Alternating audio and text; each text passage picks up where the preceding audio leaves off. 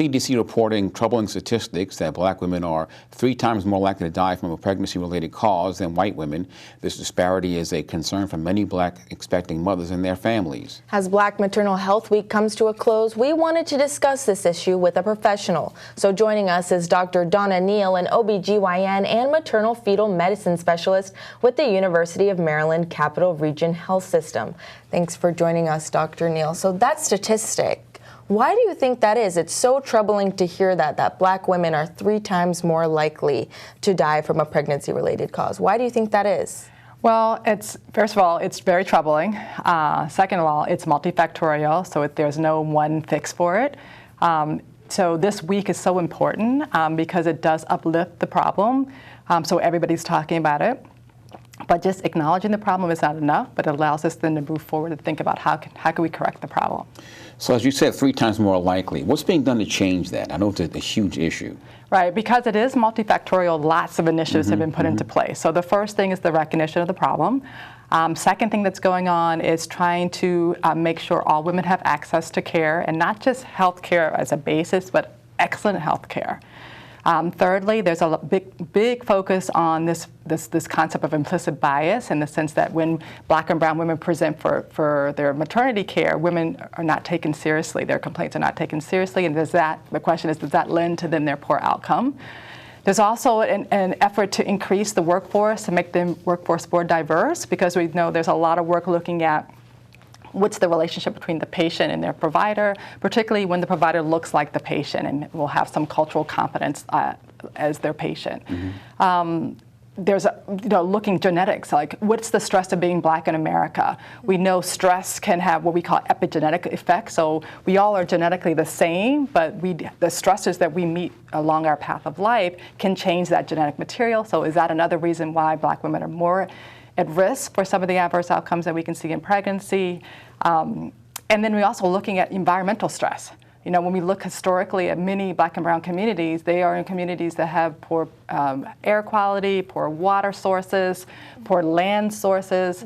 So there's a lot, this is, again, it's a snippet of what's going on because, again, it's such a multifactorial problem. We really need to understand that because there's no one quick fix. Right. So how does the issue show up locally here in Prince George's County? So I'm really, first, thank you for having me. I'm excited. Again, I am a maternal-fetal medicine specialist from the University of Maryland, but I work locally here at the new University of Maryland Capital Region Medical Center. And when I was previously working at Hopkins, and everything was great at Hopkins, but working with the Maryland Maternal Task Force in our state, looking at maternal health, we realized that our state of Maryland, our progressive state of Maryland, we actually have maternal deserts where women don't have access to a high-risk obstetrician like myself, or even a general OBGYN. And unfortunately, surprisingly for many, Prince George's County is one of those counties. So there's a great new hospital right down the road from here. It's a beautiful labor and delivery suite. Dr. Carrie Lewis is the director of women's health services there, and he also is a perinatologist and really starting a good center. But we just needed more bodies. So now I'm added to that in terms of the high risk. We've started a diabetes and pregnancy program. We started a fetal echocardiogram program. We're starting a food pharmacy at the hospital to allow our patients to use food as medicine. We are starting diabetes prevention program because diabetes is so prevalent in the black and brown community as in Prince George's County. So lots of exciting things happening locally to try to address this problem, because our view is that pregnancy is really the stress test of life, and the sense of how you do in pregnancy can dictate how you're going to do later in life, particularly diabetes, hypertension, leading into cardiovascular disease in women. If we step that back even further, we know how you enter a pregnancy is also going to dictate how you do in the pregnancy. So there's a big focus in Prince George's County to look at what we call preconceptual care.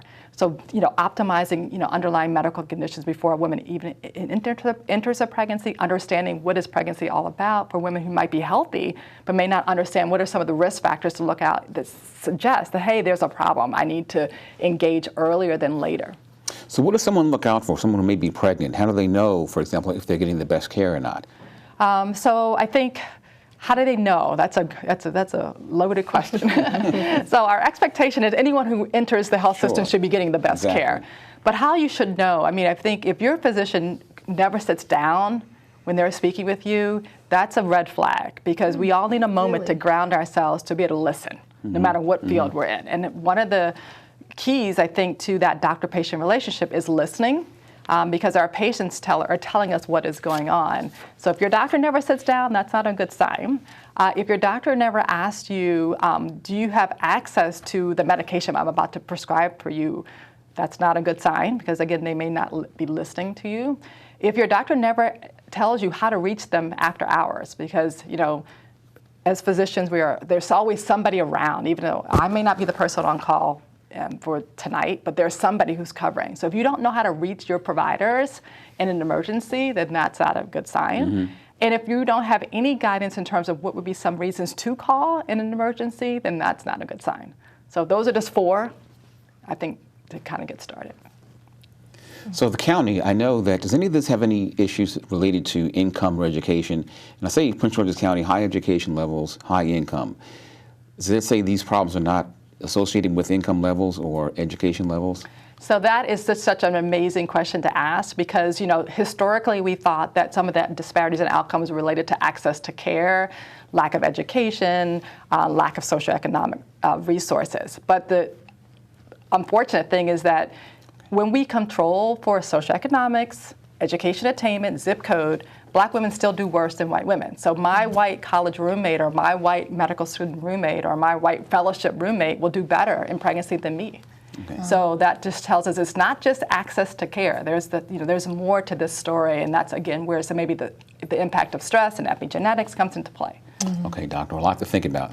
Thank you for coming in. Appreciate it. You're Well, for more information you can visit capitalregion.org/newborns.